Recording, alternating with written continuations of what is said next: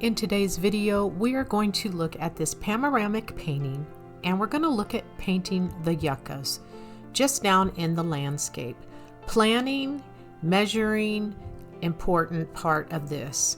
Getting your drawing set, knowing where you're going.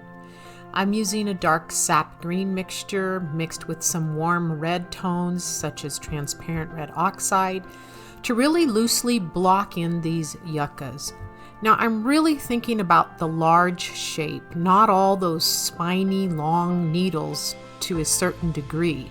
I know they're there and I do want that to portray that look of a yucca, but not in the beginning.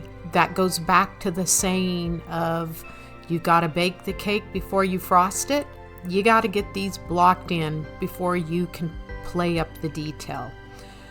I am using the paper towel and these color shapers to do, what I love to do is wipe away and pull back to the canvas, that white canvas. So I use a paper towel, it's a push and pull. I add a little paint, I wipe away. Add a little paint, I wipe away until I start getting the desired look that I'm wanting. Softening some with my baby finger as I move along. I am not too worried about the outside edges as of yet. To be able to pull this dark green yucca up in front of clouds and sky would really be a task. I'd much rather bring those items down and cut into the yucca. So I just start designing, continuing using little small brushes here. It's a small brush with just some lighter greens and some warm tones, starting to develop a little bit of detail as I go along. Like I said, it's a push and pull. I'll wipe back out and come back with more color.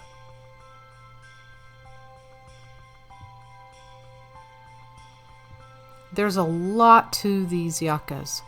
What I'm really attempting to do is to simplify the process. I want some of those leaves crossing and intertwining with each other.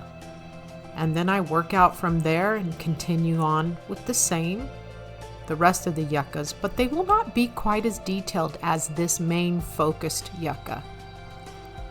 When it comes to the yuccas, he's a little bit of the star here. Although this painting is really about the clouds and the drama, this is a secondary item within the composition that I find to be important.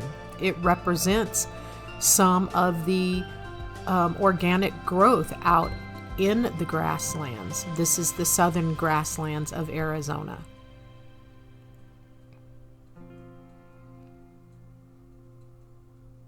More of the same.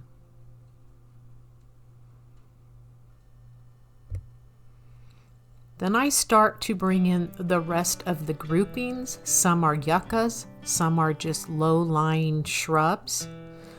But I do attempt to group them together, not have them too spotted everywhere across the landscape, but grouped. And I again am using my color shaper and paper towels.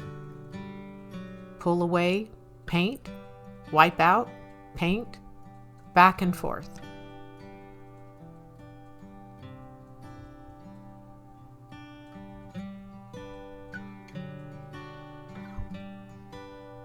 Going to put a warm wash over this whole foreground. I'm just using some warm earthy tones such as raw sienna, transparent red oxide, mixing in with some of the sap green and gamsol, keeping it very thin. Using that air color I know will be in the sky, I have dropped it down into the shadow areas of this foreground. That's that planning ahead. I know the air color will play a role down in this foreground. I will leave a link to that air color at the bottom of this email. You can go learn how to mix it again. All right, thanks for watching.